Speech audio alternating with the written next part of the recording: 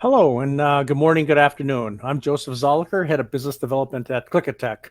Thank you for joining today's LinkedIn Live to talk about how tinyML can kind of help with your machine learning strategy.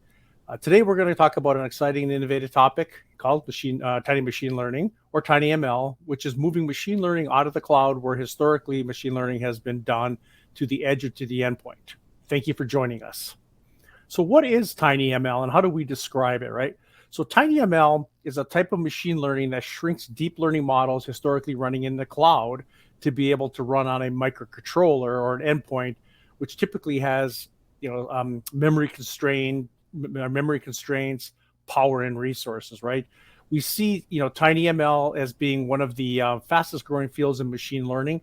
Anytime that we can process the data closer to where it originates is obviously a positive thing, and really making it possible for organizations to do things and take advantage of tinyML, such as improving systems latency, right, where we don't have to rely on the 600 millisecond maybe round trip time to the cloud and back over, like, say, a cellular network. Privacy and security, right? Talking about, just because you can doesn't mean you should send private information or secure information on the public internet. And overall, really lowering your cost of it. You're lowering your total cost of ownership. I probably should have had less coffee this morning. We'll talk about some of that. So, and really, what tinyML really does to kind of help a lot of these sorts of what we see as challenges that the opportunities face. So a little bit of the overview, say, of tinyML. So as machine learning applications start to scale to massive fleets of devices, gathering and transferring volumes of data to the cloud and back, the benefits, of the business can diminish, right? And as we talked about this, the more stuff we send, there could be operational performance issues, right? Communication disruptions, right? No matter how good modern day communications are, we still see from time to time there's communication disruptions. Data privacy, as I talked about, security, latency, and rising data transfer costs, right, are all some of the factors that can adversely negate the gains promised by cloud machine learnings and applications. What we'll learn today, we're going to take away from this event today, is how low cost, low power, memory constrained microcontrollers with small computational performance have become key to enabling really downsized machine learning algorithms and to solve data storage, compute, latency, and other issues by operating, on the data on the endpoint or the edge. So at Klika Tech, we use a co-creation process, working closely with customers, co-developing business targets, product specifications, and architectures, looking for the most effective hardware, firmware, and software to deliver best-in-class products and solution.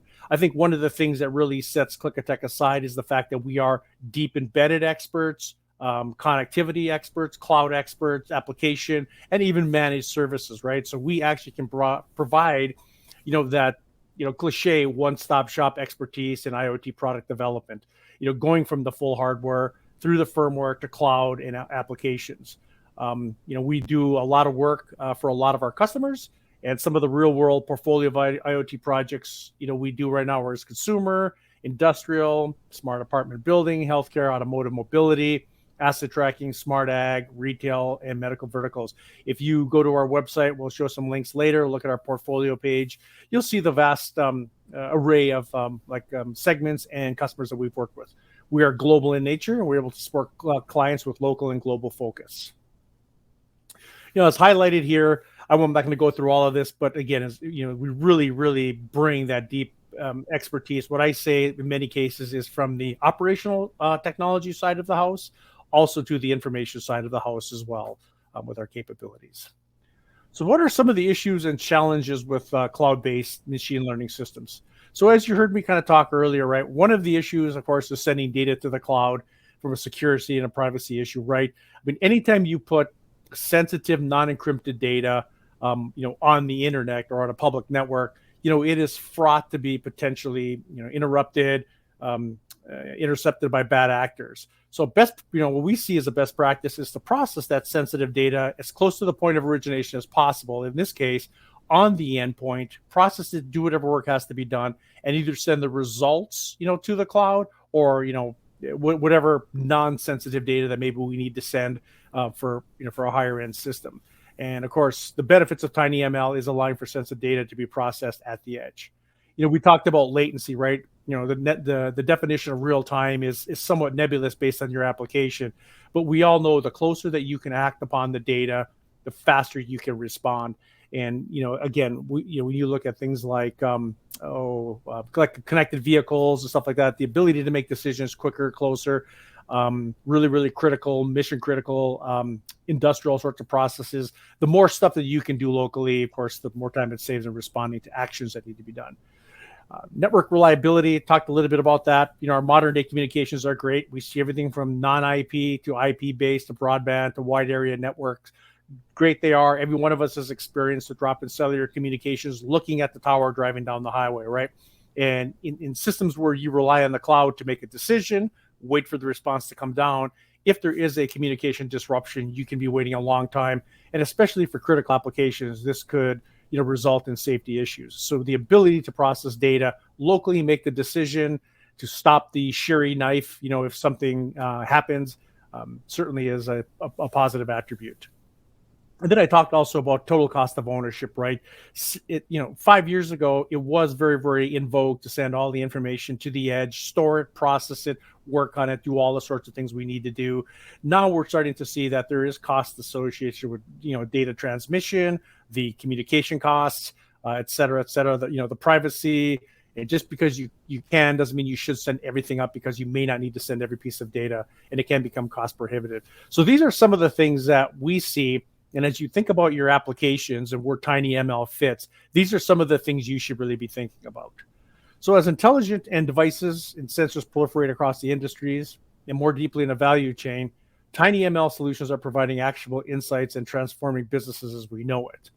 So to help understand what goes into deploying tinyML and how a business can start bringing compute-intensive processes out of the cloud, Klika Tech subject matter expert Konstantin, who's on the call with me, will explain the technical aspects of deploying a tinyML strategy.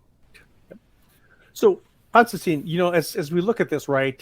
Let's take maybe the angle at first here from the business perspective, right? How widespread is machine learning in businesses and enterprises today? Well, it's quite widespread. And what we see right now is about 2-digit growth in data that comes to enterprises each year. And that means that expenses also grows and grows very quickly, and it can quickly defend all of the possibility for these enterprises to handle this data. And so we see the need to bring this data processing closer and closer to the region of the data, to edge and to endpoints, as you described. And these endpoints can be really small and really they can be everywhere. So, for example, it can be a small microcontroller with just several kilobytes of flash and several kilobytes of RAM that can run, and there can be billions of them around. Great. So let's talk a little bit about this. So let's say a company's doing machine learning using cloud services today. Would they have to move those workloads specifically to tinyML, or is there a way for both to coexist? Of course, they can coexist. Not all use cases can be solved with tinyML. And for some, tinyML can bring still a great benefit, despite the fact that the data should still be transmitted to the cloud. Great. That depends on the use case, as you understand. Of course. So about the use cases, and maybe let's talk a little bit for our audience in terms of what industries or maybe use cases, really high level, have you seen that can benefit from tinyML? Well, pretty every industry can benefit. You can, for example, look at wearable devices like these smartwatches, tinyML is there. Smart buildings, hospitality, healthcare, smart home, of course, industrial settings. You need predictive maintenance, you need anomaly detection, that's all. So pretty everything you can imagine can benefit from tinyML. Great. Yeah. So it sounds like there's a nice opportunity with respect to that, and to really kind of look at it. And again, focusing on the key attributes, right? I mean, in terms of latency, security, privacy, cost of ownership, and who doesn't want to kind of lower, their overall data costs and transmission costs. So, if somebody's doing some cloud work today, cloud ML today, right? when do they start to realize, or when do they start to know when either their machine learning should be maybe replaced or maybe augmented with tinyML? What would be some of the factors here? Whenever they start to struggle with the amount of data or with other problems that can be caused by transmitting the data or with latency, for example, of course, security and privacy is really important. If you don't transmit the data, then there's much less opportunity for malignant side to get the data and act on it. Latency in some time critical applications, you need as low latency as possible. And that means that you can't afford to send the data and wait to the cloud and wait for the result. You need to do the result right there. And so tinyML again is the solution. Again, network reliability is the same. In some cases, you cannot afford to lose the data. You cannot afford to wait for the retransmission and so on. So again, you try to make the processing as close to the data as possible. And of course, total cost of ownership means that you don't need to support and pay for all these cloud services. You don't need to pay for data transfer. So the whole system gets less expensive. And last but not least is power requirements. For example, in some cases, like leak detector on something like that, you would like to deploy the device and forget about it. And that means that you need to provide a very long battery life for this. And honestly, transmission of the data, especially over wireless networks, is quite energy expensive. And so if we instead do the processing right on the device, we can save the energy on this data transmission. Yeah, absolutely. And again, we all know that with battery technology obviously evolving as much as it is, low power applications wanting long lifetime, et cetera, not turning the radios on and transmitting everything always up to the cloud certainly is one way to save your battery and extend the life of the system. So let's say an organization wants to embark on a tiny ML journey. Like, who in the organization would take responsibility, for this, and maybe more specifically managing the model and that sorts of thing, and maybe how Klika Tech can kind of help. So to develop tinyML based solutions, you need two kind of people.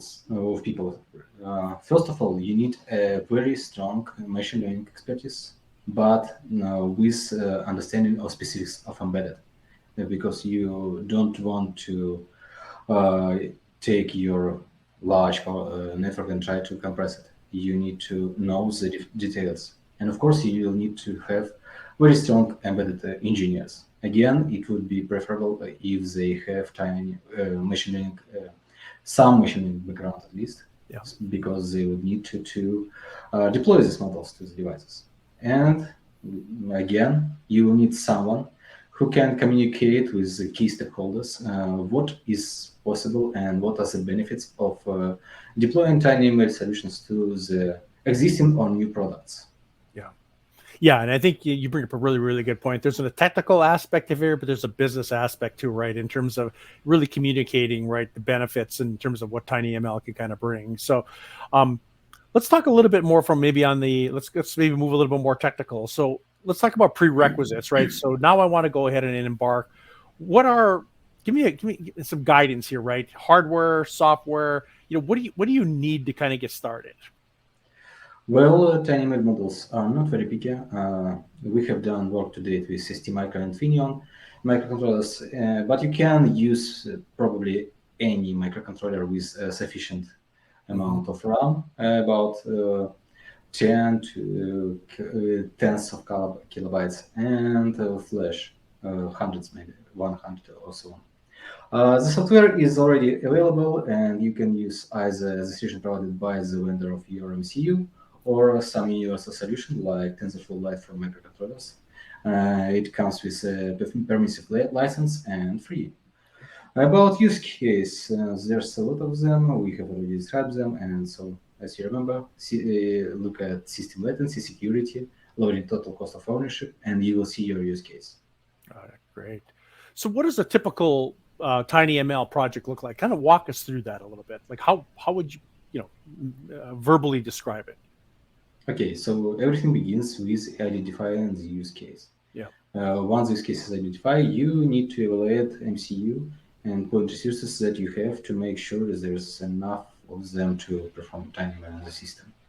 Mhm. If you have an existing products, you will need OTA in place, of course, to add this functionality to your product. And so once understood what you can do, you need to also think about whether you should use tinyML as a standalone solution or in part of a much larger system that contains tinyML, but also CloudML parts. Great. Great. So, I mean, I think that all sounds logical, right? We talk about the use case, right? We're identifying the business part of it. We got to look at our resources and our MCU. Do we have enough memory constraint and our memory resources to be able to do this? Can we actually maybe send an over-the-air update to do the firmware, send the model down? All that sounds great. That all sounds logical. Tell us a little bit more. Okay, so when we understand what we try to do, we start the standard cycle of creating a data science product. The data that you need to is collected, analyzed, processed. Then the model architecture is selected from the existing ones. Usually, you don't want to develop it yourself, and the model is trained and assessed. Usually, this process is repeated several times because you need to provide the best model that gives you the best results. Yeah, I think over time and stuff, in our careers, in my career, I've talked to several data scientists for cloud machine learning and processes and procedures. They also mention the same steps. Yes, it works pretty similar to a generic ML project, but the details are different. For example, the range of possible models to be deployed is quite limited. Then they are often selected not on based on just accuracy or other performance metrics, but also on, for example, power consumption, inference speed, and other things that are crucial for real-time systems. Sure, sure. And of course, like all IoT ML projects and stuff, you'll need some magic to deploy these to the small controllers. It'll be a genie Yes. to make them smaller. No, the genie is already Okay. implemented for you. So the optimizers that can be used to do that is already available on the market. They are provided by, again, either your MCU vendor or their third-party one. And so you just need to take them, optimize the model, compile to the representation suitable for your device. And basically, you will use your model, you will use this library that is provided for you, the runtime, and then you use your code that ties these two things and creates a value. Got it. So just kind of summarize. So the model is trained, the firmware is developed, and the model is deployed. I don't want to say is that all, but is there a little bit more here to all this? Again, we don't want to oversimplify for our audience that this is just magic and a couple things and you're done. Yes, of course. You can just shut and forget about your model. The world is dynamic, and that means that the data that our surroundings changes all the time, and the data changes too. The model that worked fine a couple of years ago would struggle now, just because the data distribution changed. And this phenomenon is called constant drift, and there's a lot of examples of that. Think climatic change, economic crisis, and of course pandemic. That means that models need to be updated as well. One method is to perform over it using over-the-air capabilities that allows updating the models that are already built independently of the firmware, and you can do that more often. But there are still some issues here that need to be solved. For example, the data collection for model retraining. Got it. I see. So, the data collection in the cloud, if we did that, would be defeating several of the benefits of tinyML, as mentioned before. Exactly. And to simplify this, Klika Tech has developed a tinyML solution called HTNN that enables the customer to reduce the cost of and complexity of redeploying tinyML models to MCU. Using this tool, customers can fine-tune neural networks deployed to the device to correct performance issues that can arise from changes that may occur over time. Great. Okay. And you mentioned the HTNN can fine tune the models. What exactly does that mean? It means that it's possible to adapt the model to new conditions straight on the device. That would be additional benefits to what I already described. You can think of adaptation of the anomaly detection deployed to each VC unit when, for example, the maintenance procedure required to change the air filter type. Or you can even tune the model to, to the specific user, adapting to their manner of speech, or calibration devices during the manufacturing process to adapt to sensor specifics. So, if we were to reiterate for our audience, what do we feel are we talked about the business advantages. Now let's talk about the technical advantages of deploying tinyML and Edge TNN. We can deploy machine learning models whenever we want them to be deployed, whenever there is an MCU, and it can be any common MCU, as already said. We can fine-tune these models directly on these constrained devices, so we can adapt, and that simplifies the process of updating the ML models. We don't need to do that in the cloud. It's portable again, compatible with most deep learning models, and it doesn't depend on communication media. We would like to show some small demonstration how that would work. Okay, to do that, we have prepared a demonstration stand. It is your common HVAC unit. We connect to it predictive maintenance solution from Finetune Technologies based on ARM MCU and prepared a firmware with our small tinyML model to do anomaly detection.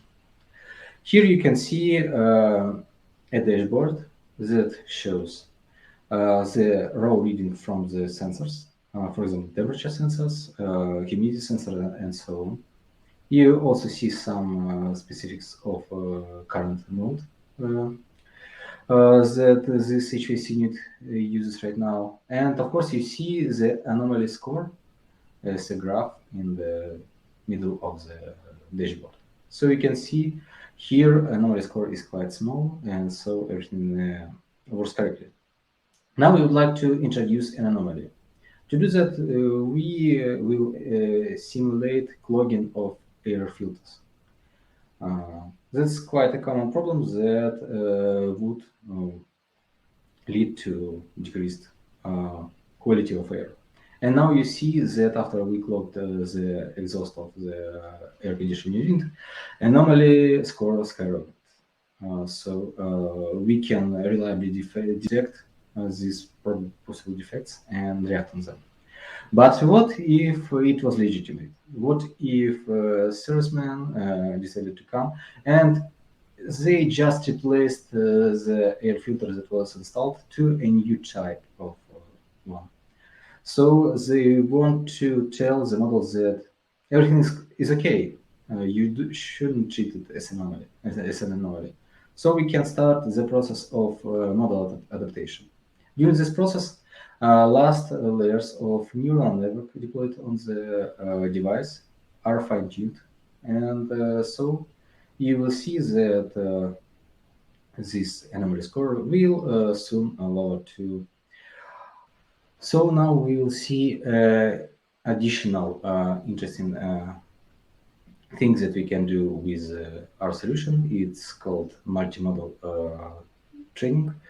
And it's useful when you have different modes of operation and you don't want to adapt your model in that is dedicated for different modes. For example, in the case you have a production assembly line, and what can be seen in anomaly in one case is not anomaly in another. Great, Konstantin. Thanks for the demo. I mean, I think it just kind of shows, again, what is possible in terms of running, on a memory constrained microcontroller. Here, this was an HVAC unit, but it could be really any piece of equipment. So with that, I'd like to thank you all for joining us. In summary, I'd like to say, tinyML can really help overcome many of the challenges enterprises face today when doing machine learning in the cloud. As we explained today, right, we believe that there's an opportunity to do ML in the cloud as well as at the very endpoint. We talked about key drivers being, data security, privacy, latency, network reliability, and lower total cost of ownership as being achieved when using tinyML.